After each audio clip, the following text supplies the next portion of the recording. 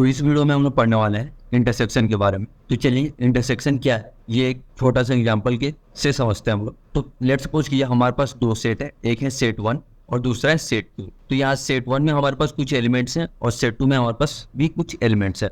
अब इंटरसेक्शन क्या करेगा, दोनों सेट में जितने भी कॉमन एलिमेंट्स है इसको रिटेन कर लेगा और ये हमारा आउटपुट में शो कर देगा। ठीक है, तो चलिए ये इंटरसेक्शन को हम लोग कैसे इंप्लीमेंट करेंगे अपने प्रोग्राम में, चलिए अभी आगे देखते हैं।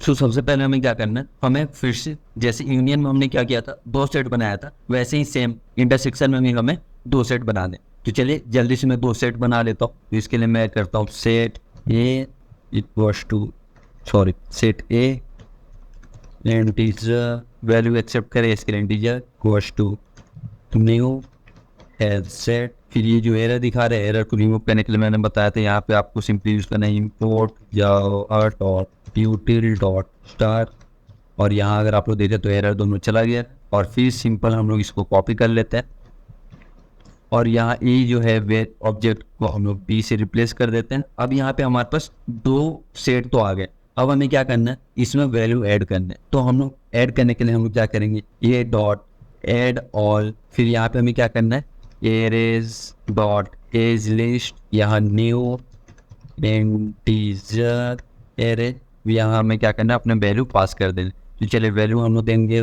0 1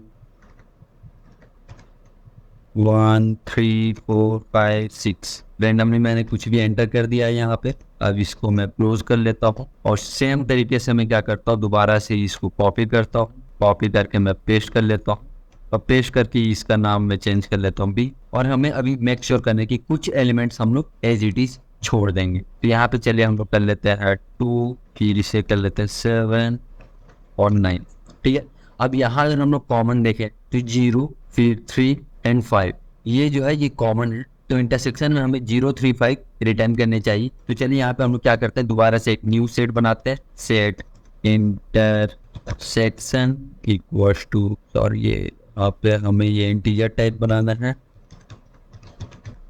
intersection equals to new hash set and bracket. अब यहाँ पे हम लोग पास कर देंगे ए को। ठीक है, अब ये क्या करें, ए के जो वैल्यू है इसमें इंटरसेक्शन में आ गया था। उसके बाद से हम लोग को सिंपली अब क्या करना है, इंटरसेक्शन डॉट रिटेन ऑल। अब यहाँ पे आप लोग देख लीजिए रिटेन ऑल क्या करेगा, जितने भी सेम वैल्यूज है उसको ये रिटेन कर लेगा, मतलब इसको रख लेगा। अब यहाँ आप लोग बगल में देख सकते हैं, इसका जो डिस्क्रिप्शन है ये भी शो कर रहा है कि retain all retains only the element in the set that are content in the specified collection. तो जो भी अगर सेकेंड सेट में प्रेजेंट होगा ये उसको रिटेन कर लेगा। यहाँ पे चलो रिटेन ऑल और किस में, बी में। ठीक है, अब ये कंपेयर करें बी के हिसाब से। अब ये क्या करेगा, ये सारा कुछ को रिटेन करके इंटरसेक्शन में शो कर लिया। अब सिंपली हम लोग क्या कर सकते हैं, प्रिंट कर सकते हैं।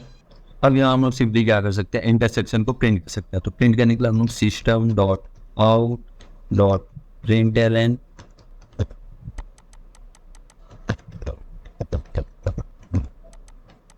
सो यहाँ पे अब ये क्या करेगा, प्रिंट करेगा intersection of set A and set B is, ये इंटरसेक्शन में जो भी वैल्यू स्टोर होंगे ये इसे प्रिंट कर देगा। तो चलिए रन करके देखते हैं, simply run a Java application. So जैसे कि मैंने कहा था कि intersection of set A and set B और ये दोनों में जो भी कॉमन है तो वो इसे प्रिंट कर देगा। तो यहाँ पे जैसे मैंने पहले बोला था कि 0 3 एंड 5 जो है इसका इंटरसेक्शन होगा, मतलब जो कॉमन वैल्यूज है वो इंटरसेक्शन कहलाता है। तो वो यहाँ पे 0 3 5 आप लोग देख सकते हैं ये प्रिंट कर चुका है। तो आई होप कि आपको ये इंटरसेक्शन पार्ट भी समझ में आ गया।